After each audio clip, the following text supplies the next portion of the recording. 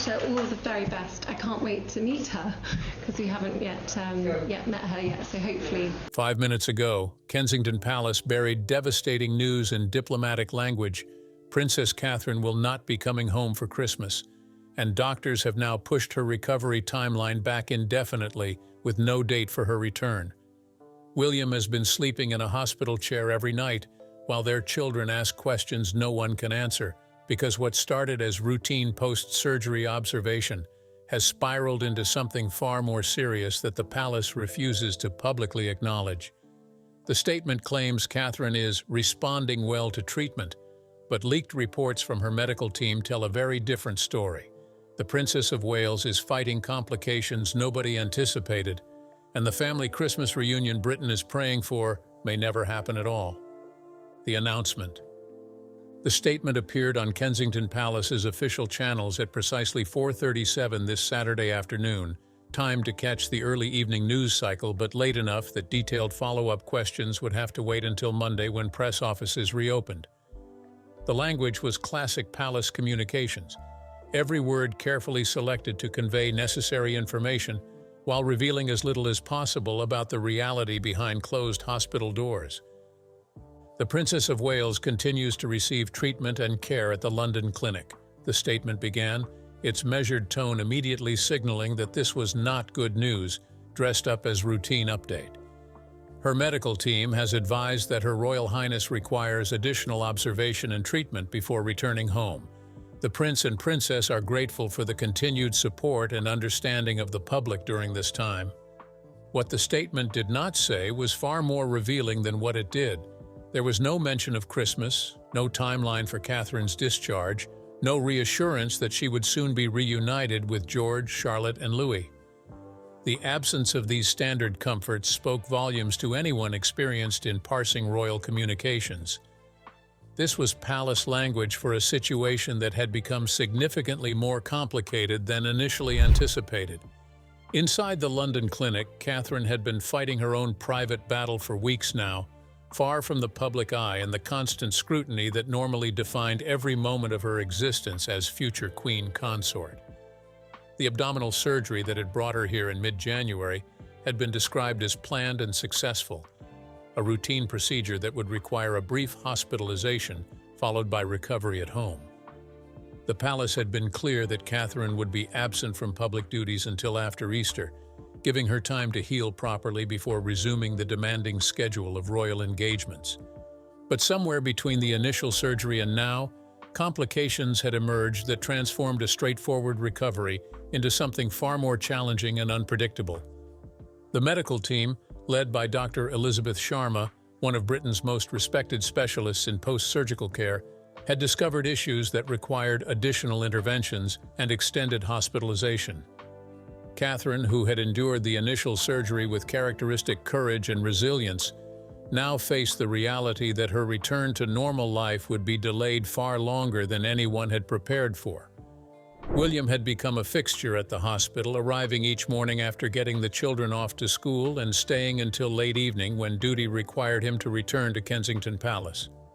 He slept poorly in the uncomfortable chair that medical staff had tried to make more bearable with extra cushions and blankets. His body curled awkwardly as he maintained vigil beside Catherine's bed. Staff noticed the strain in his face, the weight he had lost, the way his hands shook slightly when he thought no one was watching. The children were being told carefully calibrated partial truths, age-appropriate explanations that acknowledged Mummy was still in hospital and needed more time to get better, but that shielded them from the full weight of uncertainty and concern that consumed their father. George, at 11, was old enough to sense that something more serious was happening than the adults were admitting. He had stopped asking when Mummy would come home, instead asking quieter, more careful questions about whether she was in pain, whether the doctors were good ones, whether she knew how much he missed her.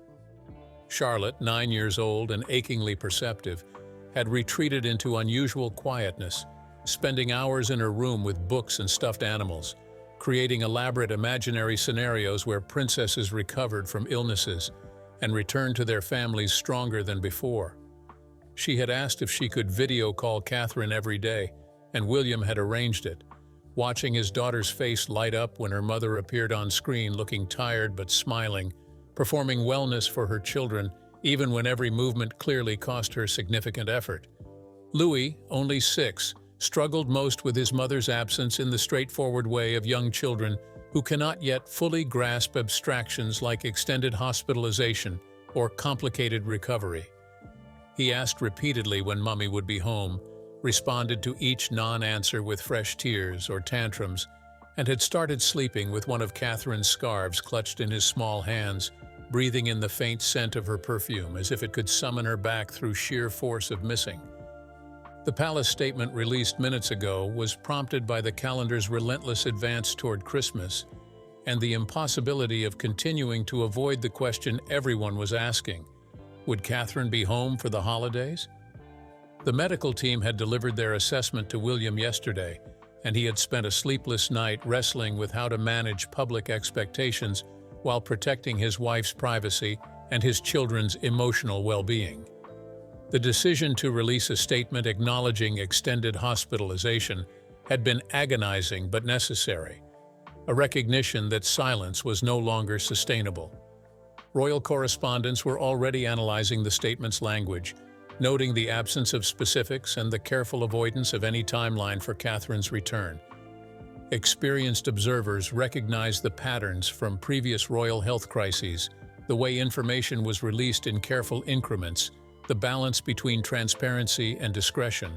Social media exploded with concern and speculation, hashtags trending within minutes as people shared worry and support for the princess who had become one of the most beloved members of the royal family. Inside the hospital, Catherine was aware of the statement's release and its likely impact. She had argued against it, wanting to maintain the fiction of imminent return for just a while longer, not wanting to disappoint the children or concern the public. But Dr. Sharma had been firm that managing expectations was necessary, that Catherine's recovery was taking longer than hoped, and that pretending otherwise served no one's interests. William had supported the doctor's position, gently but firmly overruling his wife's desire to minimize and deflect. The complications themselves were not life-threatening, a point the medical team emphasized repeatedly to both Catherine and William. But they were significant enough to require additional procedures, extended monitoring, and a recovery timeline that stretched weeks rather than days into an uncertain future. Catherine's body, which had served her so well through 3 pregnancies and 20 years of demanding royal duties, was proving frustratingly slow to heal from the initial surgery and reluctant to respond to subsequent interventions as quickly as medical protocols suggested it should. William's burden. William sat in the hospital room this Saturday evening watching Catherine doze fitfully after another round of treatments that had left her exhausted and uncomfortable. The room was private and as pleasant as hospital rooms could be, with flowers sent by well-wishers covering every available surface and photographs of the children arranged where Catherine could see them from her bed. But no amount of decoration could disguise the medical equipment, the monitors tracking vital signs, the IV lines delivering medications and nutrition. He thought about the statement released an hour ago and wondered how the children would react when they inevitably heard about it or absorbed it from the changed atmosphere around them. He had tried to prepare them, had explained this morning that Mummy might need to stay in hospital a bit longer, that sometimes getting better took more time than doctors initially expected. George had nodded with the careful stoicism he was learning to adopt as future king. Charlotte had asked if she could make a get-well card.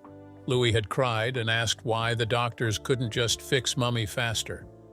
The weight of maintaining 2 lives simultaneously, of being present husband and devoted father, of fulfilling royal duties while his personal world was in crisis, was becoming unsustainable. William had canceled or postponed every engagement he could, but some obligations could not be avoided without raising questions and concerns that would only add to the pressure. He had attended a charity event yesterday, smiling and making small talk while his mind remained at the hospital, calculating how quickly he could return to Catherine's side. Palace officials had been remarkably understanding and supportive, restructuring schedules and redistributing responsibilities among other working royals to minimize demands on William during this period. Princess Anne had quietly taken on additional engagements, as had Sophie, the Duchess of Edinburgh. Even Camilla, navigating her own complicated relationship with public opinion, had stepped up to fill gaps and maintain the royal presence that institutional functioning required. But the broader question looming over everything was what happens if Catherine's recovery continues to extend beyond reasonable timelines, if Christmas passes, and then New Year, and then winter stretches into spring with no clear return date. The palace had announced Catherine would resume duties after Easter, but that projection had been based on assumptions about recovery that were proving overly optimistic. If she was still hospitalized in January, still undergoing treatment in February, what then?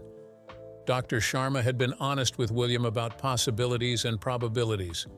Most patients with Catherine's complications recovered fully given sufficient time and appropriate care. But most was not all, and sufficient time might mean months rather than weeks.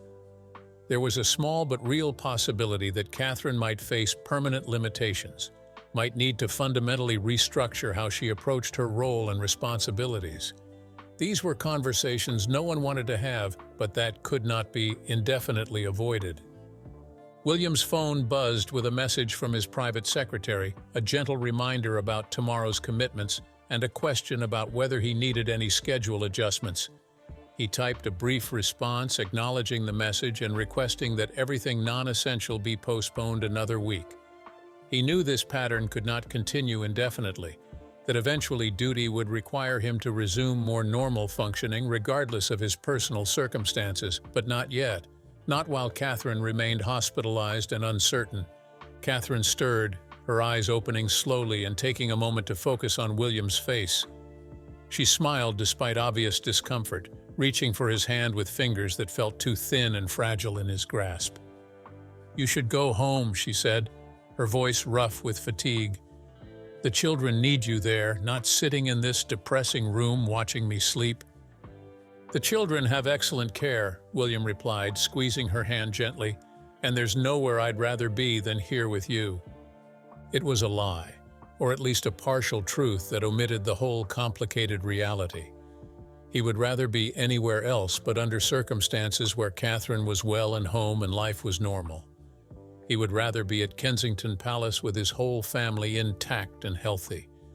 But given current reality, given the choice between being with Catherine in hospital or being anywhere without her, this uncomfortable chair and this antiseptic room were exactly where he belonged.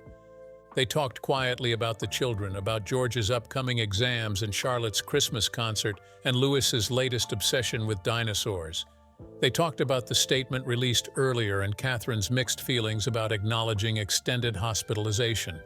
They talked about small things and large things and sometimes just sat in companionable silence, hands linked, drawing comfort from presence when words were inadequate. Dr. Sharma arrived for evening rounds, reviewing charts and asking questions about pain levels and symptoms. Catherine answered with the same careful honesty she brought to everything, neither minimizing discomfort to appear strong nor exaggerating to gain sympathy. The doctor made notes, adjusted medications, and offered cautious optimism that tomorrow's tests might show improvement over yesterday's results. Might. Cautious. The language of medical uncertainty that had become frustratingly familiar. After the doctor left, William helped Catherine adjust her position to find whatever minimal comfort the hospital bed allowed. He retrieved fresh water, arranged pillows, performed the small services that nurses could have handled, but that gave him purpose and allowed him to feel useful when so much was beyond his control. Catherine thanked him with her eyes, too tired for more words, and he pressed a gentle kiss to her forehead before settling back into his vigil chair. The children's Christmas. Kensington Palace felt wrong without Catherine's presence, like a house with its heart removed. The staff did their best to maintain cheerful normality, decorating for Christmas with the enthusiasm and attention to detail that Catherine herself would have demanded. But everyone from the most senior advisors to the housekeeping team felt her absence as a constant ache, a reminder that the woman who made this house a home remained in hospital with no clear date for return. George, Charlotte, and Louis were trying to navigate a Christmas that felt simultaneously too much like every other Christmas and nothing like Christmas at all. The traditions continued because William insisted on it, because maintaining normalcy was the only gift he could give his children when he could not give them their mother back. They had selected and decorated the Christmas tree, though Charlotte had cried halfway through because Mummy always helped her place the angel on top, and it felt wrong to do it without her. They had written letters to Father Christmas, though Lewis had included a request that seemed to break William's heart when he read it. Please make Mummy better and bring her home for Christmas. George's letter included no personal requests at all, only a list of charitable donations he wanted made in his name to organizations his mother supported. Charlotte had asked for art supplies and books, safe conventional requests that required nothing from adults already stretched too thin. The palace had tried to arrange for Catherine to participate remotely in as many family activities as possible. She had video called during tree decorating, her face on the large screen in the drawing room offering suggestions and encouragement even as everyone pretended not to notice how exhausted she looked. She had recorded messages for the children to watch before bed, goodnight stories and reassurances that she missed them terribly and thought about them constantly and would be home just as soon as the doctors said she was ready. But technology could not replicate presence, could not provide the hugs and kisses and physical comfort that children needed from their mother. Video calls emphasized absence as much as they bridged it, reminding everyone with painful clarity that Catherine was in a hospital room rather than in the nursery reading bedtime stories, in a medical facility, rather than tucking children into bed and kissing foreheads and whispering that she loved them more than all the stars in the sky. William's parents had offered support in their different ways. Charles, when he was well enough, had called regularly to check on the children and on William himself, offering a father's concern and a grandfather's love. Camilla had sent thoughtful gifts for the children and had offered to host them at various royal residences if William needed respite or time alone with Catherine. The offers were genuine and appreciated, though William had so far declined, wanting to keep the children's routines as stable as possible. The Middleton family had been William's greatest support system through this crisis. Carol and Michael had essentially moved into Kensington Palace, providing the consistent grandparental presence that allowed William to spend time at hospital without worrying that his children were being shuttled between staff members. Pippa had taken the children for outings and activities, providing distraction and normalcy. James had engaged George in conversations about school and sports, offering male perspective and gentle guidance. But even with all this support, Christmas loomed as a potential breaking point. The children's school had broken up for holidays yesterday, meaning they would be home constantly rather than occupied with lessons and friends and structured activities.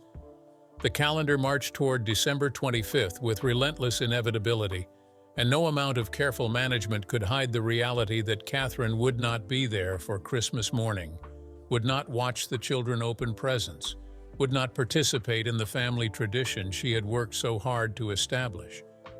William had discussed with palace officials the possibility of moving Christmas entirely to hospital, of bringing the children to spend the day with Catherine in her room.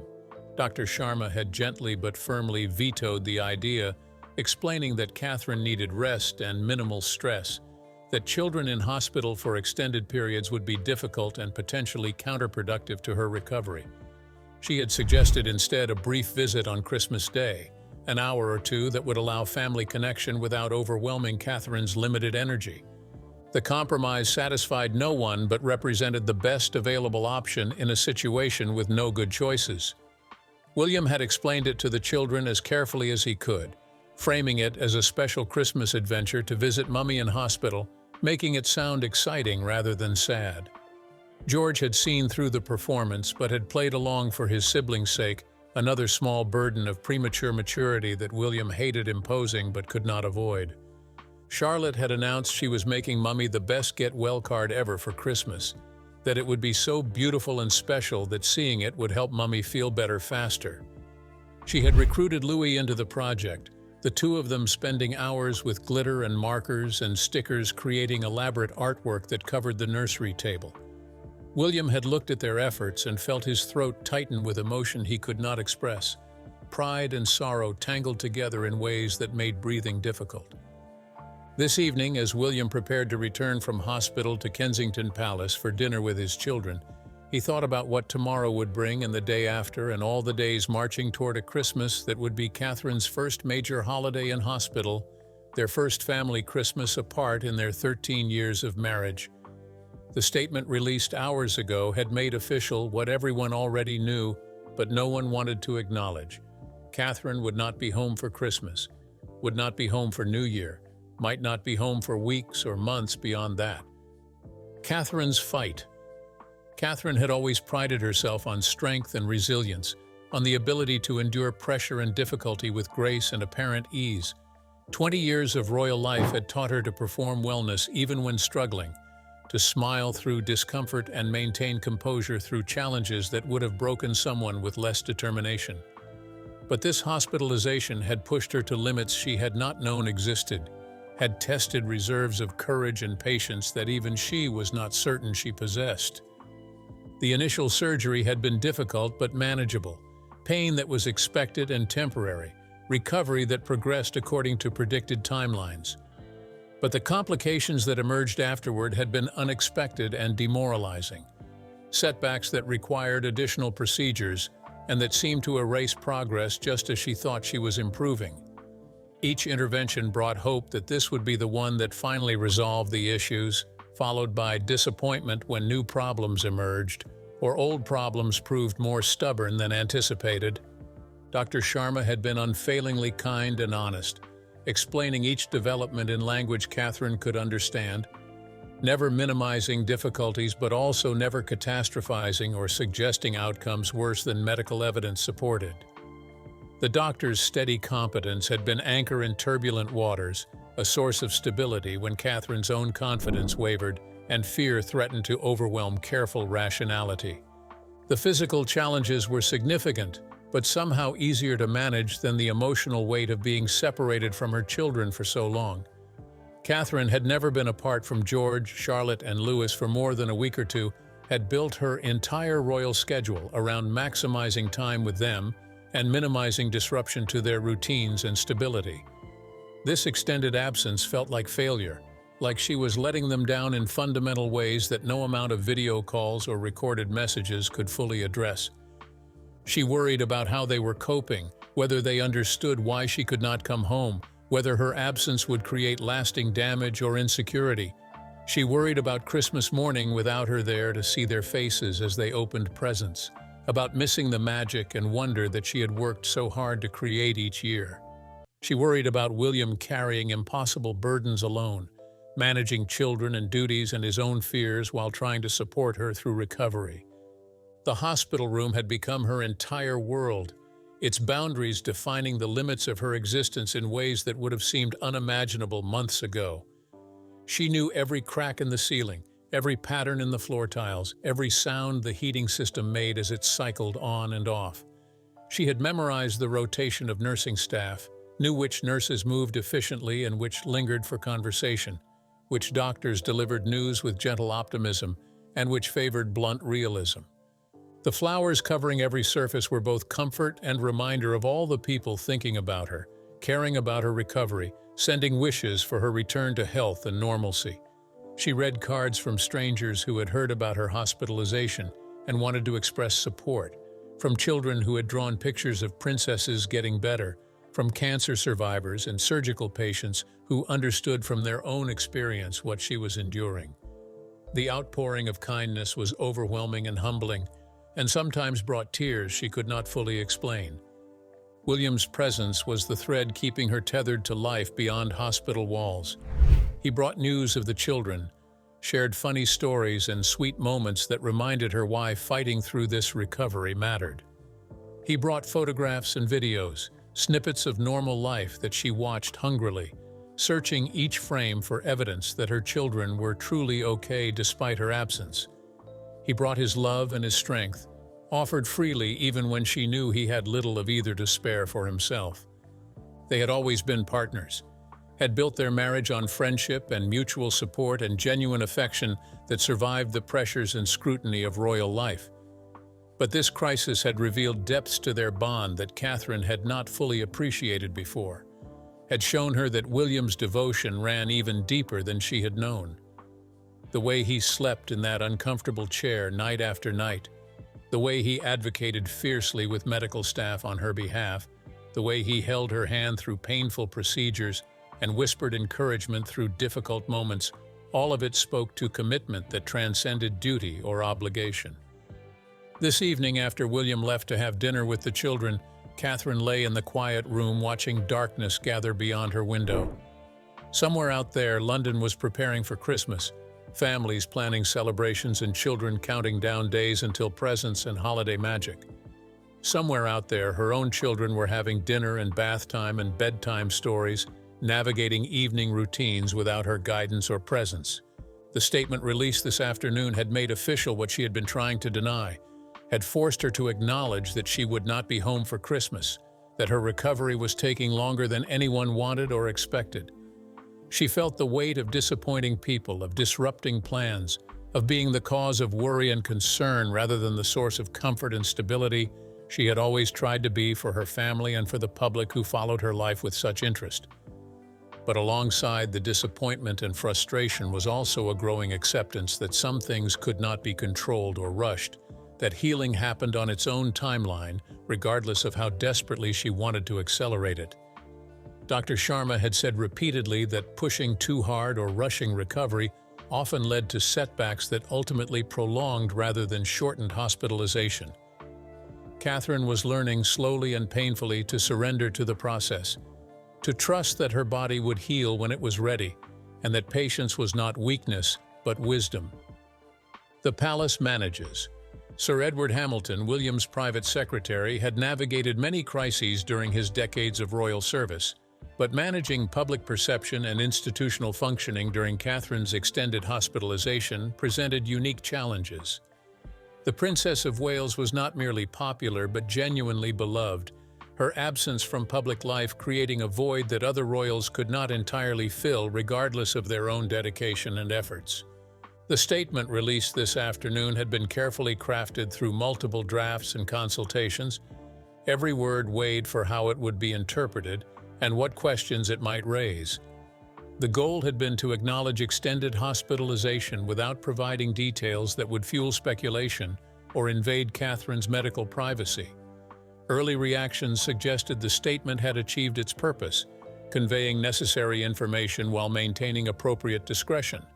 But Edward knew that managing short-term response was only part of the challenge. The longer Catherine remained hospitalized, the more difficult it would become to maintain the careful balance between transparency and privacy. Media interest would intensify rather than diminish as weeks stretched into months. Pressure would build for more detailed updates and explanations. The palace would need strategies for managing sustained public concern while protecting the family's legitimate need for space during a difficult personal crisis. There were also practical institutional questions about how long William could effectively operate at reduced capacity before it created problems for the monarchy's functioning.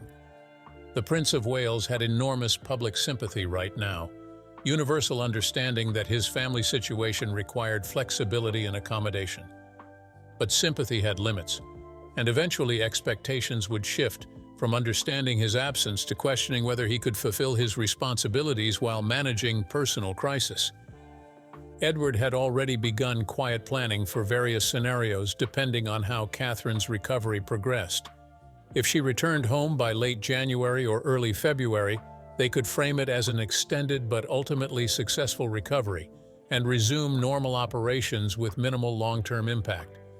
If hospitalization stretched into March or beyond, they would need to develop more substantial restructuring of duties and responsibilities, perhaps bringing in additional working royals on temporary basis or postponing certain initiatives entirely. The Christmas period presented particular communication challenges. The public expected to see the royal family during holidays, anticipated photographs and statements marking the occasion. Catherine's absence would be conspicuous and would generate questions and concern that the palace would need to address without appearing defensive or evasive. Edward was working with communications staff to develop messaging that acknowledged the situation honestly while emphasizing that Catherine was receiving excellent care and that the family was making the best of difficult circumstances. There was also the delicate question of what to do about Catherine's patronages and charitable commitments. Many organizations depended on royal patronage for fundraising and public attention, and Catherine's absence left them uncertain about planning and activities. The palace had been quietly reaching out to key patronages, explaining the situation and working to provide interim support through other royals or palace staff. But these arrangements were temporary patches rather than sustainable solutions. Princess Anne had been particularly helpful, stepping into several engagements that Catherine would normally have attended, and doing so with grace and competence. Sophie had similarly expanded her schedule to fill gaps. Even Camilla, despite her own complicated relationship with public opinion, had taken on additional responsibilities. But none of them was Catherine. None generated the same level of public interest and affection, and their efforts highlighted rather than disguised her absence. Edward met this Saturday evening with senior communications staff to review response to the afternoon statement and plan next steps in managing public information flow. Social media reaction had been overwhelmingly supportive and sympathetic, with hashtags expressing support for Catherine trending globally within hours. Traditional media coverage had been respectful, focusing on expressing concern and good wishes rather than demanding information or speculating about details. But Edward knew that current goodwill could evaporate quickly if managed poorly. One misstep, one perceived lack of honesty or transparency, one statement that later proved inaccurate or misleading, and public mood could shift from sympathy to suspicion. The palace's credibility depended on carefully calibrating what information to share and when, on being honest about difficulties without violating medical privacy or family boundaries. The team discussed whether to release any Christmas Day photographs or video of the family's brief hospital visit with Catherine. Arguments in favor emphasized showing the family together and happy, demonstrating that despite challenges they were supporting each other and maintaining traditions. Arguments against focused on not turning Catherine's hospitalization into a photo opportunity, not using the children for public relations purposes, and respecting the family's right to private moments during difficult times. No decision was reached, with Edward promising to discuss options with William and Catherine before determining appropriate approach. Everything depended on how Christmas Day actually unfolded, on whether the visit brought joy or additional stress, on whether photographs would capture genuine family connection or forced performance of wellness that no one truly felt. Waiting for tomorrow. As Saturday evening deepens into night, three separate but connected scenes unfold across London, each representing different dimensions of the crisis that has upended one family's life and captured a nation's concerned attention. At the London clinic, Catherine lies in her hospital bed, reading cards from well-wishers and trying not to think about how many days remain until Christmas, how many more mornings she will wake in this room rather than in her own bed at Kensington Palace. Dr. Sharma has delivered evening assessments that suggest slow but steady progress, improvements that are real but frustratingly incremental. Tomorrow will bring more tests, more treatments, more waiting for results that might indicate she is finally turning the corner toward genuine recovery rather than just treading water against complications. At Kensington Palace, William reads bedtime stories to Louis while Charlotte and George settle into their own rooms for the night. He performs the rituals Catherine usually handles, trying to replicate her voices for different characters and her enthusiasm for even the 100th reading of the same beloved book.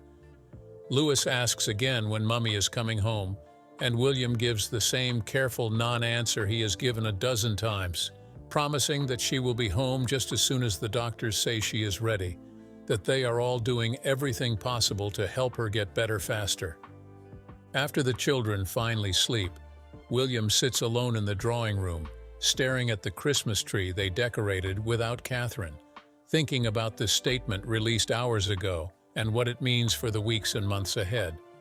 He thinks about strength and endurance, about how much any person can carry before something breaks, about whether he is protecting his children adequately or failing them in fundamental ways. He thinks about Catherine alone in hospital and wishes he could be there instead of here, wishes he could spare her the isolation and fear, wishes many things that wishing cannot change. At Buckingham Palace, senior staff work late into the evening, managing responses to the afternoon statement and planning for contingencies that no one wants to contemplate, but that responsible governance requires addressing. They draft schedules that accommodate continued uncertainty, develop communication strategies for various scenarios, coordinate with government officials about constitutional implications if Catherine's recovery extends beyond reasonable timelines. They do their jobs with professionalism and discretion, handling crisis management while hoping desperately that their careful planning will prove unnecessary. Across Britain, millions of people who have never met Catherine personally, but who feel they know her through years of watching her navigate royal life with grace and warmth, react to news that she will not be home for Christmas. Social media fills with messages of support and concern, with prayers and well wishes, with expressions of sympathy for William and the children facing holidays without wife and mother. The outpouring is genuine and touching, a reminder that despite all the criticism sometimes leveled at the monarchy, there remains deep affection for individuals within the institution. The palace statement released at 4:37 this afternoon has accomplished its immediate purpose of managing expectations and preventing further speculation about Catherine's return timeline. But it has also opened questions about what comes next, about how long hospitalization might continue, and what that means for the family and for the institution. These are questions no one can definitively answer, uncertainties that must simply be endured until time and medical treatment provide resolution. Tomorrow will bring new updates from medical staff, new decisions about treatment and timeline, new challenges in managing children's disappointment and public curiosity. Tomorrow will bring William back to hospital for another day of vigil, Catherine facing another day of recovery's slow, grinding work, 3 children navigating another day of missing their mother. Tomorrow will bring continuation of a crisis that began with planned surgery and evolved into extended ordeal with no clear ending in sight. But tomorrow will also bring the same determination that has sustained this family through every challenge they have faced, the same love that binds them together even when physically separated, the same hope that despite current difficulties, better days lie ahead.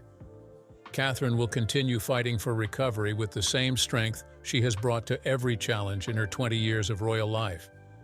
William will continue being present husband and devoted father, balancing impossible demands with grace he does not always feel, but always manages to project. The children will continue adapting and enduring, supported by family and staff who love them and want desperately to shield them from harm. And somewhere in all of this, Christmas will arrive whether the family is ready or not, bringing both the pain of Catherine's absence and the reminder that even in difficult times, there are moments of joy and connection worth celebrating and remembering. The lights dim at the London clinic as Catherine closes her eyes for another night in the hospital bed that has become her prison, knowing that when she wakes tomorrow, home will still be weeks or months away, and Christmas will arrive without her. At Kensington Palace, William sits in darkness watching his children sleep, understanding with devastating clarity that the statement released hours ago wasn't just an announcement. It was an admission that their lives have fundamentally changed and may never return to the normal they once knew. And across Britain, as Saturday night deepens, millions who read those carefully chosen palace words finally understand the truth that William and Catherine have been living with for weeks. This isn't just a delayed homecoming. It's a family being torn apart by circumstances beyond their control. And no amount of palace spin can hide the fact that the princess they love may not be coming home for a very long time.